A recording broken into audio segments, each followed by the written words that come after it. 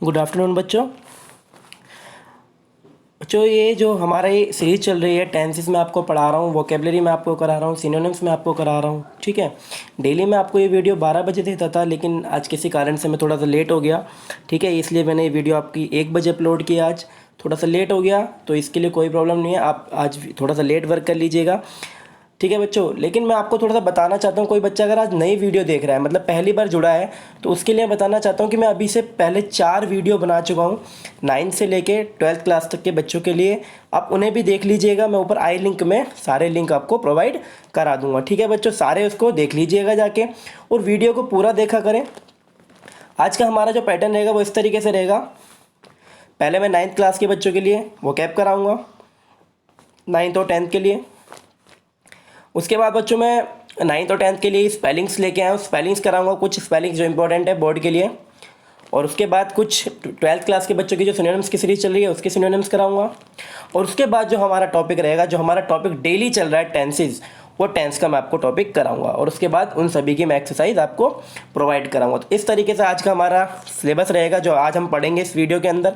तो वीडियो को पूरा देखिएगा। ठीक है, स्टार्ट करता हूँ मैं आज के 9th क्लास के और 10th क्लास के बच्चों का जो वोकेबलरी चल रही है उसे कंटिन्यू करते हुए देखते हैं आज का पहला वोकैब क्या है बच्चों।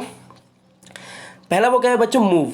मूव मतलब किसी चीज़ को हिलाना, मूविंग करना। आप समझते हैं मूव करना, हिलना। जैसे कि आप किसी चीज़ को पुश करते हैं तो वो क्या करेगी, मूव करेगी। मूव मतलब हिलाना किसी चीज़ को या हिलना। मूविंग, मूविंग समझते हैं ना, किसी चीज़ में गति होना। तो मूव करना, किसी चीज़ को हिलाना। ठीक है बच्चों, ये वर्ड है, इस वर्ड को आप बहुत सारे सेंटेंसेज में यूज़ कर सकते हैं। ठीक है, अगला सेंटेंस देखिए, अगला वर्ड देखिए बच्चों, क्या है, नीड। ये नीड्स लिखा हुआ है। नीड जो वर्ड होता है वो होता है किसी चीज़ की ज़रूरत के लिए। ठीक है, हमें किसी भी चीज़ की ज़रूरत है तो उसके लिए हम क्या बोलते हैं, नीड। ठीक है, अगला वर्ड देखिए बच्चों, क्या है, ओबे।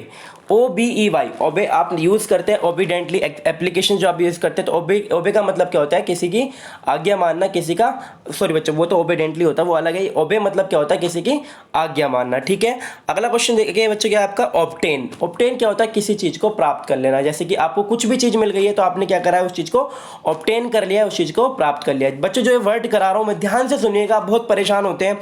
ये सारे जो आप वर्ड्स करा रहा हूँ ये 9th और 10th के लिए करा रहा हूँ। ठीक है, 9th और 10th के बच्चों को इन्हें कॉपी में लिखना है। याद आप सभी कर लें, पूरी वीडियो देख लें, कोई प्रॉब्लम नहीं है।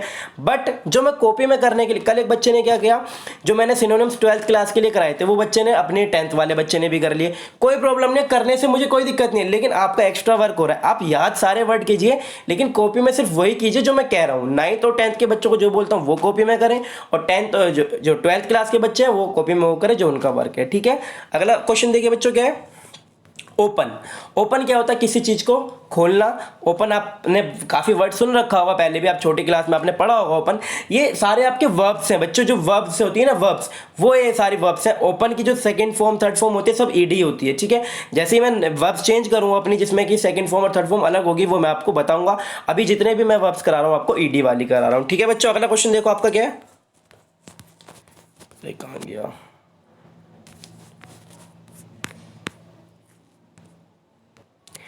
अगला वर्ड देखो बच्चों, क्या है आपका, अपोज।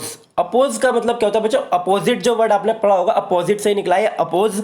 अपोज का अर्थ होता है किसी चीज का विरोध करना। अपोजिट का मतलब भी बच्चों उल्टा होता है, कि अपोजिट मतलब क्या, उस चीज का उल्टा, यानी कि उस चीज का विरोध करना। अपोज का अर्थ क्या होता है, किसी चीज का विरोध करना, किसी चीज का कटाक्ष करना। ठीक है, अगला वर्ड देखो बच्चों, क्या, ऑर्डर। ऑर्डर मतलब किसी को आज्ञा देना, किसी को आदेश देना, क्या होता है, ऑर्डर। अगला वर्ड देखिए आपका क्या है, पैक। PAC के पैक, या फिर बाइंड, यानी कि किसी चीज को एक साथ कंबाइंड करके क्या कर देना, बांध देना, क्या कहलाता है, बाइंड या फिर पैक। अगला वर्ड देखिए आपका क्या, पार्डन। PARDON। बच्चों पार्डन का अर्थ क्या होता है, किसी को क्षमा कर देना, यानी कि किसी को माफ कर देना, क्या कहलाता है, पार्डन। ठीक है, इसका सिनोनिम्स रिलीज होता है वैसे। अगला वर्ड देखिए, प्लांट। बच्चों प्लांट माने पौधा होता है, लेकिन प्लांट माने पौधा लगाना भी होता है, ये वर्ब है। प्लांट जो है वो नाउन है, लेकिन ये प्लांट जो वर्ड मैं आपको पढ़ा रहा हूँ ये सारी क्या है, ये वर्ब्स हैं। प्लांट का अर्थ क्या होता है, पौधा लगाना। ठीक है बच्चों, जिस तरीके से वाटर आपने पढ़ा होगा, वाटरिंग मतलब क्या होता है, पानी देना, वाटरिंग। ठीक है, तो बच्चों ये थे आपके वर्ड जो मैंने आपको वर्ब्स कराई हैं। अब मैं आपको थोड़ी सी स्पेलिंग्स करा देता हूँ। ठीक है, आज मैं आपके लिए स्पेलिंग होमवर्क के लिए दे रहा हूँ, कल मैं आपको इनके आंसर्स बताऊंगा। ठीक है, पहला वर्ड आपका ये रहेगा, ये आपको मुझे बताना क्या होगा, आप फिल करिएगा कॉपी में। अगला वर्ड आपका ये रहेगा, ठीक है, आपको ये फिल करना है। अगला वर्ड आपका ये रहेगा, सारे वर्ड्स मोस्ट इंपोर्टेंट है बच्चों। ठीक है, नेक्स्ट वर्ड आपका ये रहेगा, और नेक्स्ट वर्ड आपका ये रहेगा बच्चों। 5 वर्ड है जो आपको होमवर्क में मैंने दिए हैं, ये आपको स्पेलिंग फिल करनी है, ट्राई करना है करने का। कल मैं आपको सभी के आंसर बताऊंगा, परेशान होने की जरूरत नहीं है, ठीक है बच्चों। स्टार्ट करते हैं अब 12th क्लास की वोकेबलरी, जो मैं 12th क्लास के बच्चों के लिए वोकेबलरी लेके आया हूँ, ठीक है। ज़्यादा लंबी वीडियो नहीं होगी। देखा आपका पहला वोकेब क्या है, 12th क्लास के बच्चों को ये नोट करना है जो मैं अब पढ़ा रहा हूँ।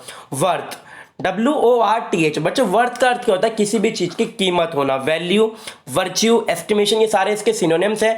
वर्थ का अर्थ क्या होता है बच्चों, कीमत, किसी भी चीज़ की कॉस्ट होना क्या होता है, वर्थ होना होता है, ठीक है। अगला वर्ड देखिए आपका क्या है, यूनिक। यूनिक क्या होता है बच्चों, कोई भी चीज बिल्कुल अलग होना, अनकॉमन, यानी कि उसके जैसी कोई चीज है ही नहीं संसार में। यूनिक यानी कि मैच लेस, यानी कि जिससे कोई चीज मैच कर ही ना पाए। अनकॉमन, ठीक है, अनोखा या फिर अद्वितीय, इसके हिंदी में मीनिंग होगा। तो यूनिक आपको समझ में आया।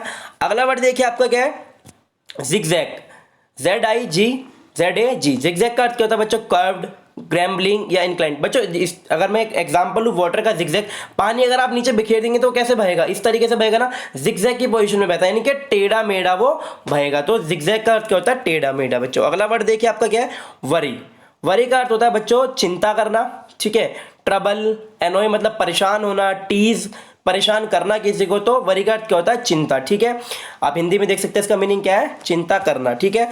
अगला वर्ड देखिए आपका क्या है, यील्ड। बच्चों इंपॉर्टेंट वर्ड है यील्ड। यील्ड का मतलब क्या होता है, किसी चीज को, अपनी चीज को ही क्या कर देना, त्याग देना, अपना समर्पण कर देना, यानी कि गिव कर देना, सरेंडर कर देना, प्रोड्यूस कर देना। तो बच्चों क्या होता है, यील्ड कर देना या फिर उस चीज का समर्पण कर देना, ठीक है बच्चों। ये सारे आपके वोकैब्स थे 12th क्लास के, ज्यादा आज मैं नहीं लेके आया हूँ, 5-5, 10-10 वर्ड ही मैंने कराए हैं। 10th क्लास के बच्चों को शुरू में 10 वर्ब्स कराई हैं, उसके बाद मैंने होमवर्क दिया है स्पेलिंग्स का, कल उनके आंसर आपको कराऊंगा। और 5 मैंने जो वर्ड्स कराए हैं ये सिनोनिम्स के, ये कराए मैंने 12th क्लास के लिए, ठीक है बच्चों। अब आज का टॉपिक हम स्टार्ट करते हैं, जो हमारा आज का टॉपिक रहेगा। देखिए बच्चों क्या है, हमारा टॉपिक चल रहा है टेंस का टॉपिक, जो मैं आपको करा रहा हूं, ठीक है। आप देख ही रहे हैं डेली वीडियो, टेंसेस हमारी चल रही हैं। मैंने आपको बता दिया था टेंस कितने प्रकार के होते हैं, प्रेजेंट, पास्ट, फ्यूचर, प्रेजेंट की सारी डिटेल्स बताई बच्चों, सब कुछ मैं क्लियर करा चुका हूं आपको। प्रेजेंट इंडेफिनिट हमारा खत्म हो चुका है, पूरा डीपली एक्सप्लेन करा है। Affirmative, negative, interrogative, double interrogative, सबकी आपको एक्सरसाइज दी है, सबकी अलग अलग एक्सरसाइज दी है, मिक्स कराए हैं, सब कुछ बच्चों में करा चुका हूँ प्रेजेंट इंडेफिनिट में, ठीक है बच्चों। आज हमारा जो है प्रेजेंट कॉन्टिन्यूअस चलेगा, ठीक है। उसके स्टार्टिंग करते हैं प्रेजेंट कॉन्टिन्यूअस की, क्या है हमारा प्रेजेंट कॉन्टिन्यूअस। तो बच्चों सबसे पहले मैं आपको बता चुका हूं, किसी भी टेंस में हमें सबसे पहले क्या जरूरत पड़ती है, उसकी क्या होनी चाहिए, हमें पता होनी चाहिए पहचान। तो अब हमारा प्रेजेंट इंडेफिनिट हमने पहचान लिया, किस तरीके से, अब हमें पहचानना प्रेजेंट कॉन्टिन्यूअस। उस सेंटेंस को पहचानने के लिए हमें उसकी पहचान की जरूरत पड़ेगी। तो क्या होती है, जिन वाक्यों की क्रियाओं के अंत में रहा है, रही है, रहे हैं आदि शब्द आते हैं, वहां प्रेजेंट कॉन्टिन्यूअस टेंस का यूज होता है बच्चों। जहां भी आपको ये वर्ड दिखेंगे वर्ब की क्रियाओं के अंत में रहा है, रही है, रहे हैं, वहां आपको प्रेजेंट कंटिन्यूअस टेंस का यूज करना है बच्चों। दिमाग में बिठा लें कि जो मैं बता रहा हूं आपको, प्रेजेंट कॉन्टिन्यूअस क्या है, जहां पे रहा है, रही है, रहे हैं आदि शब्द आएंगे, वहां पे आपको प्रेजेंट कॉन्टिन्यूअस का यूज करना है। रूल्स में आपको सारी चीजें बताऊंगा, अपने आप से आपको कुछ नहीं करना है, जो मैं बोल रहा हूं सिर्फ उस चीज का ध्यान रखिए। इस सेंटेंस के अंदर क्या होता है, कार्य जो होता है हमारा कंटिन्यूटी चलता रहता है, यानी कि कार्य की समाप्ति का समय नहीं बताया जाता, ना कार्य की स्टार्टिंग का समय, ना कार्य की समाप्ति का समय। बस हमें यह पता होता है कि कार्य कंटिन्यूअस है। मैंने बोला मैं स्कूल जा रहा हूं, ये नहीं पता कब से जा रहा हूं और ये नहीं पता कब पहुंचूंगा, यानी कि काम बस चल रहा है, ये नहीं पता है कब से चल रहा है और ये नहीं पता कब खत्म होगा, यानी कि काम का जारी रहना इस सेंटेंस के अंदर पाया जाता है, समय नहीं दिया होता है, प्रेजेंट कॉन्टिन्यूअस टेंस कहलाता है, ठीक है बच्चों। क्लियर हो इसकी पहचान आपको। अब आगे चलते हैं, वीडियो बहुत जल्दी समाप्त करूंगा। देखिए आपका क्या है, मैंने आपको बता रखा है सभी चीज में कि जब मैंने आपको प्रेजेंट कराया तो 4 सेंटेंस में आपको कराता हूं, किसी भी उसमें प्रेजेंट इंडेफिनिट में आपको कराया अफर्मेटिव, निगेटिव, इंटरोगेटिव और डबल इंटरोगेटिव, ठीक है। इसी तरीके से बच्चों इसमें भी रहेगा हमारा, एक सेकेंड रुकिए बस। तो बच्चों देखिए आपका जो अफर्मेटिव है, अफर्मेटिव का रूल क्या रहेगा बच्चों, इंपॉर्टेंट है, ध्यान से समझिएगा, मैं सारी आपको बहुत आराम से समझाने की कोशिश करूंगा। सबसे पहले हमारा आएगा सब्जेक्ट बच्चों, ठीक है। उसके बाद हमारे पास 3 चीजों का यूज हम करेंगे इस सेंटेंस के अंदर, जिस तरीके से हमने उसमें किया था प्रेजेंट इंडेफिनिट में डू और डज का, यहां पे हम करेंगे इज, एम और आर, ठीक है बच्चों। ध्यान रखिएगा इज, एम और आर, और वर्ब की फर्स्ट फॉर्म के साथ बच्चों हम लगाएंगे ING।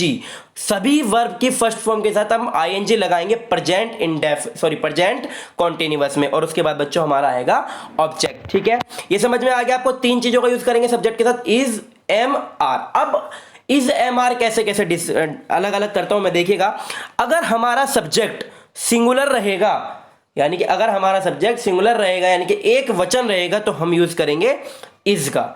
ठीक है बच्चों। अगर हमारा सब्जेक्ट आई रहेगा तो हम यूज करेंगे बच्चों एम का, ए एम का। ठीक है। अगर बच्चों हमारा सब्जेक्ट प्लूरल रहेगा तो हम यूज करेंगे आर का। सिंगुलर प्लूरल मैं आपको समझा चुका हूं बच्चों, सिंगुलर प्लूरल क्या होते हैं। पहली वीडियो को जाके देखिएगा, प्रेजेंट इंडेफिनिट जब मैंने कराया था उसमें मैंने आपको वर्ड्स भी बताए थे सिंगुलर प्लूरल के, तो वो वीडियो अच्छे से देखिएगा, आपको समझ में आ जाएगा सिंगुलर प्लूरल क्या है। उसके अकॉर्डिंग आप यूज करेंगे इज एम और आर का। सिंगुलर के साथ इज का प्रयोग होगा, प्लूरल के साथ आर का होगा, और सिर्फ एम जो है आई के साथ यूज होगा। ठीक है बच्चों, रूल समझ में आ गया, आपको क्लियर हो गया। 5-6 एग्जांपल कराऊंगा, सारी चीजें आपको क्लियर हो जाएंगी। देखते हैं पहला एग्जांपल क्या है हमारा। चंद्रमा आकाश में चमक रहा है। देखिए बच्चों लास्ट में क्या आया, रहा है, रही है, रहे हैं आदि शब्द आएंगे, वहां पे प्रेजेंट कॉन्टिन्यूअस टेंस का यूज होगा। ठीक है, समझ में आ गया, ये सेंटेंस प्रेजेंट कॉन्टिन्यूअस का है। अब हम देखते हैं कि रूल हम कैसे यूज करेंगे। तो बच्चों मैंने सबसे पहले आपको बताया कि क्या लगाएंगे, हम सब्जेक्ट लगाएंगे। सब्जेक्ट क्या है इसके अंदर, चंद्रमा, तो यानी कि द मून। अब बताइए चंद्रमा सिंगुलर है प्लूरल है, चंद्रमा एक ही है ना हमारे पास, यानी कि एक वचन है, यानी कि सिंगुलर है, तो उसके साथ क्या लगाएंगे बच्चों हम, इज। चंद्रमा इज चमकना, चमकना क्या होता है बच्चों, शाइन, शाइन होता है चमकना, SHINE। लेकिन मैंने आपको पीछे बताया वर्ब में हम क्या लगाएंगे, ING, तो उसमें क्या लग जाएगा ING, तो क्या हो जाएगा वो शाइनिंग। कहां पे चमक रहा है, आकाश में, तो इन द स्काई। तो the moon is shining in the sky. Clear हुआ बच्चों सेंटेंस आपको। अगला एग्जांपल देखो क्या, पिताजी रामायण पढ़ रहे हैं। पिताजी रामायण पढ़ रहे हैं। बच्चों ये पता चला आपको कब से पढ़ रहे हैं, ये पता चल रहा है कब तक पढ़ेंगे, नहीं, बस ये पता है कि वो रामायण पढ़ रहे हैं, काम चालू है। ठीक है, तो देखते हैं पिताजी, फादर, पिताजी को फादर हो गया। ठीक है, उसके बाद सिंगुलर है ना, वो अकेले हैं, तो इज। ठीक है, रीडिंग, पढ़ने की क्या होती है बच्चों, रीड होती है पढ़ने की, लेकिन वर्ब के साथ क्या लगेगा, ING, तो क्या हो गया रीडिंग, क्या पढ़ रहे हैं, रामायण, तो द रामायणा। ठीक है बच्चों, क्योंकि हमारा ये होली ग्रंथ है रामायणा, तो इसके पहले हम क्या लगाएंगे, द का यूज करेंगे। ठीक है बच्चों, अगला क्वेश्चन देखिए आपका क्या है, थोड़ा सा जूम कर देता हूं एक सेकेंड। देखिए, राम का भाई छाता खरीद रहा है। ठीक है, काम कर रहा है, कंटिन्यूअस है, तो राम्स ब्रदर, राम का भाई अकेला है, सिंगुलर है, तो इज। खरीदने की क्या होती है बच्चों, बाय, BUY, बाय, लेकिन हमें ING लगाना है वर्ब की फर्स्ट फॉर्म के साथ, तो क्या हो गया, बाइंग एन अम्ब्रेला। अब ए और एन का यूज पहले पढ़ चुके होंगे बच्चों, एन किसके साथ आता है और ए किसके साथ आता है। ठीक है, तो आपको ये समझ में आया वाला एग्जाम्पल। अगला क्वेश्चन देखिए आपका क्या एग्जाम्पल, आपका ये वाला मैं करा चुका, ये वाला देखिए, वे गंगा जी में स्नान कर रहे हैं। वे मतलब बच्चों बहुत सारे जने हैं। ठीक है, तो वे का जो इंग्लिश में मीनिंग होता है वो क्या होता है, दे। बहुत सारे हैं तो क्या आएगा, प्लूरल है तो आर। स्नान करने की क्या होती है बच्चों, बाथ, BATH, लेकिन उसके साथ ING लगा देंगे तो क्या हो जाएगा, बाथिंग। कहां पे कर रहे हैं, इन द गंगा, गंगा के अंदर वो गंगा में स्नान कर रहे हैं, तो वे गंगा जी में स्नान कर रहे हैं, क्या हो गया बच्चों, वे गंगा जी में स्नान कर रहे हैं, they are bathing in the Ganga. ठीक है, अगला क्वेश्चन देखिए बच्चों आपको क्या है, वे यहां आ रहे हैं। वे यहां आ रहे हैं यानी कि बहुत सारे जने आ रहे हैं, तो they are coming here. Here मतलब यहाँ पे, कम मतलब बच्चे क्या होना, आना, तो कम में ING लग जाएगा, तो क्या हो जाएगा, कमिंग हेयर, वे यहाँ आ रहे हैं। बच्चों 5 एग्जांपल्स कराए हैं, मुझे लगता है अफर्मेटिव के लिए काफी होंगे। ठीक है बच्चों, सारी चीजें आपको क्लियर हो गई। प्रेजेंट कॉन्टिन्यूअस की मैंने आपको पहचान बता दी बच्चों, प्रेजेंट कॉन्टिन्यूअस के मैंने आपको रूल बता दिया अफर्मेटिव का, और बच्चों उसके मैंने 5 से 6 आपको एग्जाम्पल करा दिए। ठीक है, सारी चीजें क्लियर हो गई हैं, नहीं होती है आप मुझे पूछिएगा। अब मैं आपको एक्सरसाइज दे रहा हूं बच्चों, ध्यान से सुनिएगा। ये वाली एक्सरसाइज रहेगी क्लास 12th के लिए, क्लास 12th के लिए वाली एक्सरसाइज रहेगी। क्लास 12th को ये एक्सरसाइज करनी है बच्चों। आप स्क्रीनशॉट इसका ले सकते हैं, मैं थोड़ा सा जूम कर देता हूं। ठीक है, आप इसका स्क्रीनशॉट ले लेना। आगे देखिए, ये वाली एक्सरसाइज रहेगी बच्चों क्लास 9th और 10th के लिए, क्लास 9th और 10th के लिए ये वाली एक्सरसाइज रहेगी। इसमें 2 सेंटेंस बच्चों नहीं दिख पा रहे हैं, मैं बता देता हूं आपको। एक तो ये 8 सेंटेंस देखिए, एक मोटा आदमी, जो 8 सेंटेंस है बच्चों ध्यान से सुन लीजिए, 8th वाला ये पूरा कर रहा हूं मैं आपको, सुन लीजिए। एक मोटा आदमी पार्क में सो रहा है, कंप्लीट हो गया, एक मोटा आदमी पार्क में सो रहा है। ठीक है बच्चों, अब आप देखिए 11वां सेंटेंस, जो आपका 11वां सेंटेंस है, कट रहा है ना बच्चों ये 11वां। पिताजी, बच्चों यहां पे क्या है 11वें में, पिताजी समाचार पत्र पढ़ रहे हैं, यहां से स्टार्ट होगा 11वां, पिताजी समाचार पत्र पढ़ रहे हैं। ठीक है बच्चों, ये वाला भी कंप्लीट हो गया। अब आपका 13 देखिए, 13 क्या है बच्चों? वे ईश्वर की प्रार्थना, वे ईश्वर की प्रार्थना कर रहे हैं। ठीक है, सारे सेंटेंस जो आपके कट रहे थे यहाँ साइड से वो मैंने आपको करा दिए बच्चों। ठीक है, एक शायद ये रह गया है 6 वाला, ये 6 वाला भी देख लीजिए एक बार। 6 वाला है तुम्हारा कुत्ता, यहाँ पर आएगा तुम्हारा कुत्ता दरवाजे पर सो रहा है। ठीक है बच्चों, सारे सेंटेंस मैं आपको करा दूंगा। ये ऊपर वाला पक्षी आकाश में उड़ रहे हैं। ठीक है, तो सारे सेंटेंस आपके हो गए। तो बच्चों आपने पूरी वीडियो को देखा, अच्छे से समझा। अगर कोई नहीं समझ में आया तो बच्चों दोबारा आप मुझसे बताइएगा कि सर ये टॉपिक नहीं समझ में आया, कॉल कीजिएगा, मैं आपको समझाने की कोशिश करूंगा। ठीक है बच्चों, बाय, कल मिलते हैं।